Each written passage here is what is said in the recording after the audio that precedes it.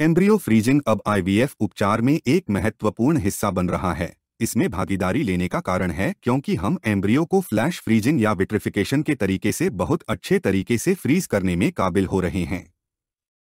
हमारे लैब में हमारी सर्वाइवल दर 100% है क्योंकि हमारे पास डॉ साई जैसे शानदार एम्ब्रियोलॉजिस्ट हैं जो इस प्रक्रिया को स्वयं करते हैं और इसमें बेहद हुनरमंद हैं क्योंकि वे इसे बहुत बार करते हैं।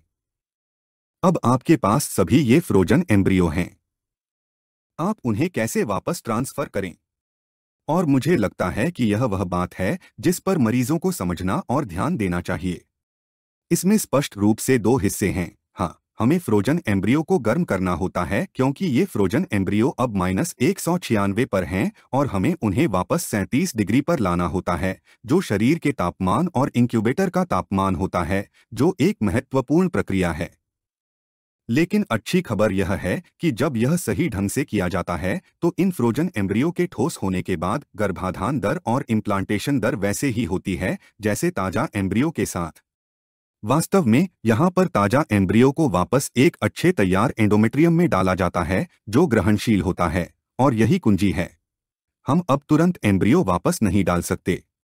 हमें एंडोमेट्रियम को तैयार करना होता है ताकि वह ग्रहणशील हो और एम्ब्रियो को स्वीकार कर सके। इसके दो तरीके हैं।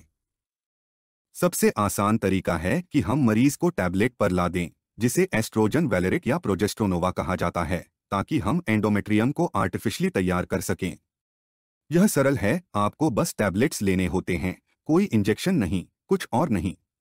डॉक्टर लगभग 10 दिनों के बाद स्कैन करते हैं और एक बार जब आपका एंडोमेट्रियम त्रिलामिना मोटा हो जाता है तो हम तैयार हो जाते हैं एम्ब्रियो वापस डालने के लिए। तो यह एक बहुत सीधी प्रोटोकॉल है। एंडोमेट्रियम तैयार होने पर हम आपको प्रोजेस्टेरोन पर डाल देते हैं और 5 दिन बाद अब जब एंडोमेट्रियम एम्ब्रियो को सिंक्रोनाइज किया गया है हम एम्ब्रियो ट्रांसफर करते हैं।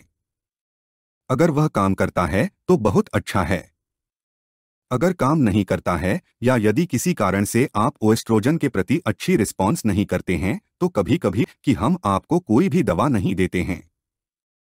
हम फॉलिकल को बढ़ने देते हैं, हम आपको प्राकृतिक रूप से ओवुलेट होने देते हैं। वही नेचुरल साइकिल ट्रांसफर कहलाता है। और सामान्यत जब आप प्राकृतिक रूप से ओवुलेट होते हैं तो एंडोमेट्रियम स्वयं में सामान्यत बढ़ जाता है।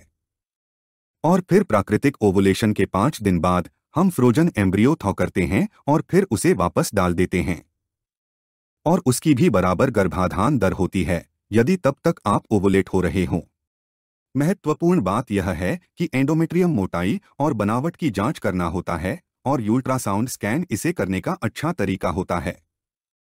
कई doctor colour Doppler ultrasound scan जैसी बहुत सारी जांचें करते हैं जो मुझे पूरी तरह से अनावश्यक लगती हैं। दूसरे डॉक्टर फैंसी टेस्ट्स जैसे एंडोमेट्रियल रिसेप्टिविटी ऐसे करते हैं जो कि पूरी तरह से अनावश्यक होते हैं क्योंकि वे कोई मूल्यवान जानकारी नहीं देते और गर्भाधान के अवसरों को बढ़ाते नहीं हैं। तो यह सादा और सरल इलाज है, एक मानक हार्मोनल प्रतिस्थापना चिकित्सा प्रक्रिया के साथ कोशिश करें। और अगर वह काम करता है तो यह बहुत अच्छी बात है। और कभी कभी हमें इसे संशोधित करने की आवश्यकता होती है। हमें एस्ट्रोजन्स की मात्रा बढ़ानी पड़ती है।